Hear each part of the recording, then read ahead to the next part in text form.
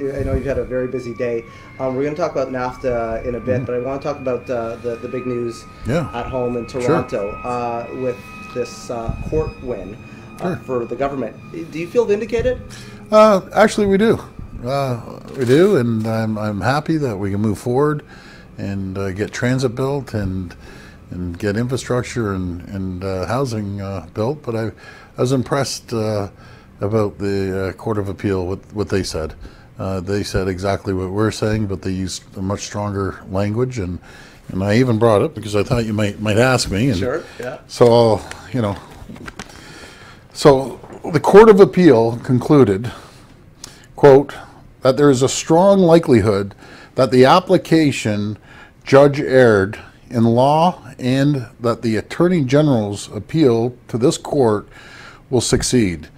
That, another quote, judgment under the appeal was probably wrongly decided and that it is not in the public interest to permit the impending election to proceed on the basis of a dubious ruling. I repeat that, dubious ruling that invalidates the legislation duly passed by the legislature, and that's pretty strong words. So I know that you said initially you were shocked by Justice Balboa's decision. Mm-hmm. What was your reaction today to this decision? Well, I was grateful. First of all, I'm very grateful to the courts, but it wasn't, Travis, it wasn't just myself that was shocked. We vetted this upside down, sideways. We talked to constitutional experts. We talked to retired judges. We talked to almost everyone in the legal arena, and even people that didn't agree or don't agree with us. We're saying, hey, this is a slam dunk, 15 minutes, it's going to be over. So when we heard the ruling, we were like, you got to be kidding me. And there's there's only so much I can say about the first ruling. I don't want to get myself in trouble, but I think the Court of Appeal said it a lot better than I would ever say it, and said it a lot stronger than I would ever say it. You took kind of a two-pronged approach here. You filed the appeal and then also, Bill 31. Yes. You introduced that. The overnight sitting, the notwithstanding clause invoking that, and of course all the protesters. In light of what has happened today, and looking back, do you think it was too strong-armed of approach, and would you have done it differently if you had to do it again? No, because we didn't create the mess. The city of Toronto created the mess. Wasting taxpayers' money, doing what they were doing. We were pretty confident this was going to go through. It's very simple. The city of Toronto can't afford another 4 years of nothing getting done. Making sure that, for instance, let's use Scarborough, for example. The Scarborough subway has been voted on 8 times. The people of Scarborough are struggling to get transit, and we want to help the city. And I look forward to working with any mayor that gets elected, no matter if it's Mayor Tory or another mayor. We'll work hard with them. On that, with the events of the past couple of weeks, and there's been a lot of back and forth between City Hall and Queen's Park, is that relationship damaged? Because I know that you said that you wanted a strong partner in the City of Toronto. With the mayor, with some of the councillors, is it damaged, and how do you fix that? I don't think it's damaged at all. I've known the mayor for a number of years. We agree, we disagree, but I think we still have a pretty good relationship. And the councillors, 18 of them, and I know a lot of those 18 are going to get reelected. And we're going to have a great relationship. Not that we weren't going to work hard, this is even going to make us work harder to make sure that we get transit built and housing and infrastructure.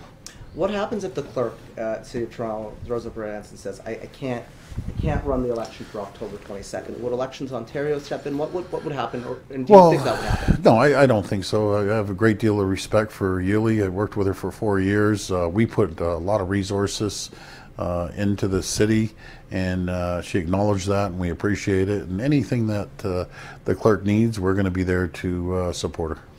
I want to get to NAFTA, but one more question on this topic. You did open up the door to the notwithstanding clause. You said that it's a tool possibly for use on other issues. We have some exclusive polling for Global News, as an Ipsos poll that was done. Over half of Torontonians, Ontarians, and Canadians have a problem with the way that you invoked it. Would you put this tool back in the box now, or do you still feel as though it could be something used on other items on the agenda? Well, I think the first ruling from the judge was unprecedented. I think being sued, I think we have 10 or 11 lawsuits active, unprecedented for a new government to take office, and a lot of the oppositions, they believe they want to rule through the judiciary system. We live in a democracy. We just had an election, June 7th. They voted us in, and we're going to fulfill the mandate that was given to us. And it's in the Constitution. And what I learned, there's a lot that I learned about this, actually. What I learned, a lot of people are misinformed about the Constitution and the Charter. They would hear talking points, be it the media or be it our opposition, and they take it and run with it. And I'm thinking, these folks don't know what they're talking about. I mean, you seemed pretty cool and calm when all that was going on outside of the legislature. Do you take any of the protesters? I mean, there were some people that were definitely with you on this, and as we saw, there were some people that were against you. Do you take any of the opposition points to heart? No, I'm used to them. It was funny. It was the same people. That's what I found is so funny. The same people that were at Queen's Park were the same people protesting against Rob and I down at City Hall. You know, you get to know these people, and you look at them thinking, boy, you've aged a little bit because it's been 4 years, 5 years, but you're the same person. So I started questioning, who are paying these folks, the same people that are protesting out there. And so I knew the same cast of characters, let's say. And they're making a lot of noise, and that's their MO. Okay, let's talk NAFTA now, because that's the reason that you're Yes. here. Yes. What is at stake for Ontario? Well, right now there's close to 1 million jobs at stake, be it in the agriculture, automotive, steel and aluminum industry, not mentioning all the other manufacturing jobs, but those are probably the top three. It's very serious, and I'm confident. I'm so happy we came down here after having a meeting with the ambassador, along with the Minister Freeland. I'm feeling really good. So, what have you learned from those meetings in terms of how the negotiations are going? Are you confident that there will be a deal? I'm confident, but again, if I sit here and say I'm confident, you never know how these deals go sideways. So, I'm very cautious about that. But after speaking to both of them, that was the purpose of our trip down here, just to emphasize that we have to protect the jobs in Ontario, but we also have to stand united. We put any political stripes to the side. We're all Canadians, and I won't waver from that. I'm going to stand shoulder to shoulder with our federal counterparts and make sure we get this done, because it's beneficial. It's not only beneficial for Ontario, but all of Canada. It's beneficial for Americans. They have a lot to lose too. Just keep in mind, Travis, Ontario alone does $389 billion a year, pretty well split down the middle between the U.S. and Canada, of trade. Well, those are serious numbers. Those are serious jobs on both sides of the border. We have some huge trading partners. Michigan, we do approximately $65 billion trade that we do trade with them, and they do another 60 some odd billion with us. Those are a lot of jobs. You read me a quote, so I'm going to read you a quote. President Trump says that Canada, quote, has taken advantage of our country for a long time, and that Canada is not in a good trade position. What's your response to that? Well, something, President Trump, he's doing what he should be doing. He's the president. He's protecting his country, as I'm protecting our province, and as Prime Minister Trudeau's protecting the country as a whole. So I don't hold anything against President Trump. He's doing the job. I know that you don't like this question, but President Trump has been compared to you. You're a business leader. He's a business leader. He's taking the country in a different direction from the last administration. You're doing the same thing with Ontario, and he's an unconventional politician, as you are. Why don't you like the comparison, and are there any similarities and differences between you two, and if you could point those out? Well, I'm a results-oriented person, and I spent a lot of time down in the U.S., and I have seen other administrations, but I can tell you this. This country right now is on fire in a positive way economically. They have the lowest unemployment in 40 years. They've cut the corporate tax down from the highest in the world, from 36% down to 21%. Hundreds of millions of dollars are coming back into the country. Manufacturing jobs are coming back into the country. So no matter if it's Donald Trump or another president, I don't look at the name. I look at the results. And would you meet with them? You can't argue with the results.